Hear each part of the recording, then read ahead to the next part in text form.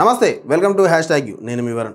రాష్ట్ర గవర్నర్ కోటాలో ఎమ్మెల్సీల నియామకాన్ని తెలంగాణ రాష్ట్ర హైకోర్టు తప్పుపడుతూ కొంత ఉత్తర్వులు వెలువరించింది. సో ఈ సందర్భంగా కోదండరాం ఏదైతే ఇటీవల తెలంగాణలో గవర్నర్ కోటాలో ఎమ్మెల్సీలుగా ఎన్నిక కాబడినటువంటి కోదండరాం అదేవిధంగా అలీన్ ఖాన్కి సంబంధించి నియామకాన్ని హైకోర్టు కొట్టివేసినటువంటి పరిస్థితి అయితే ఉంది. సో బీఆర్ఎస్ లీడర్లు దాసోజు శ్రవణ్, కూరా సత్యనారాయణ ఇటీవల ఏదైతే వీరిద్దరి నియామకానికి సంబంధించి కొంత హైకోర్టును ఆశ్రయించడం జరిగింది. సో దీనికి సంబంధించి కొంత వారిద్దరికి కూడా హైకోర్టులో కొంత ఊరట లభించింది అని చెప్పేసి కొంత స్పష్టంగా చెప్పుకోవచ్చు.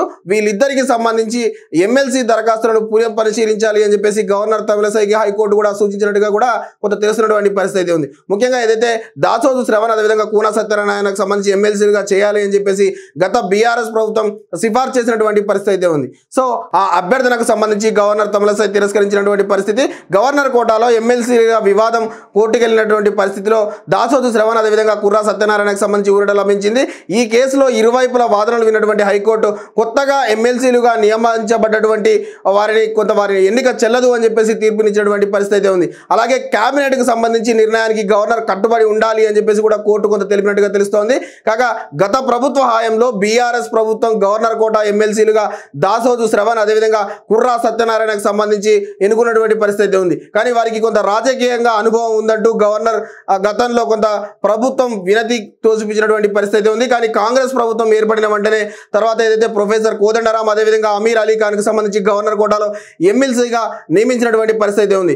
దీనిపై కొంత తమ అభ్యర్థులను తిరస్కరించి ప్రస్తుతం వారికి కూడా రాజకీయ నేపథ్యం ఉందని చెప్పేసి ఈ తరుణంలో దాసోజు శ్రవణ్ అదేవిధంగా కుర్రా సత్యనారాయణ ఇద్దరు కూడా కోర్టుకు ఆశ్రయించారు.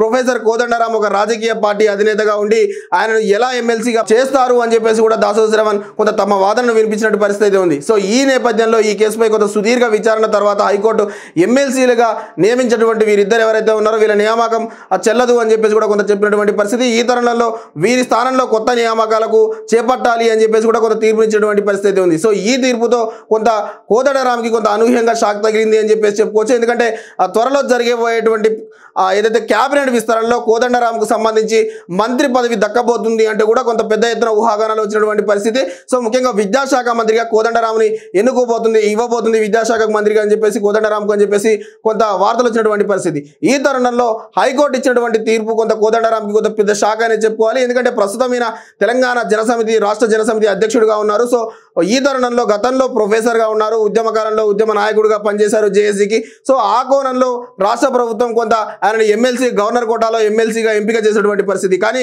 పూర్తి స్థాయిలో ఆయన వెనక ఒక రాజకీయ నేపథ్యం ఉందన్న తరుణంలో హైకోర్టు కూడా ఈ వాదనను ఏకీభవించి ఆయనకు సంబంధించి ఎన్నిక చెల్లదు అని చెప్పేసి కూడా కొంత స్పష్టంగా చెప్పినటువంటి పరిస్థితి ఉంది. సో ఇప్పుడు రాష్ట్ర ప్రభుత్వం ఎవరిని గవర్నర్ కోటాలో మరొకసారి ఎమ్మెల్సీలుగా చేయబోతుంది అనేది కొంత సందిగ్ధంగా మారినటువంటి పరిస్థితి. ఎందుకంతే ఈ గవర్నర్ కోటాలో ఎమ్మెల్సీలకు సంబంధించి చాలా మంది ఆశావాహులు ఉన్నప్పటికీ కూడా గతంలో ఏదైతే రాష్ట్ర ప్రభుత్వం కాంగ్రెస్ రాష్ట్ర ప్రభుత్వం గత 2 నెలల క్రింద వీరిద్దరిని ఎంపిక చేసినటువంటి పరిస్థితి అయితే ఉంది. సో ఈ తరుణంలో మరొకసారి ఎవరికి ఈ యొక్క గవర్నర్ కోటాలో ఎమ్మెల్సీగా పెడుతున్నారు అని చెప్పేసి కొంత చూడాల్సిన అంశం అయితే ఉంది. సో మరిన్ని తాజా సమాచారాల కోసం చూస్తూనే ఉండండి #.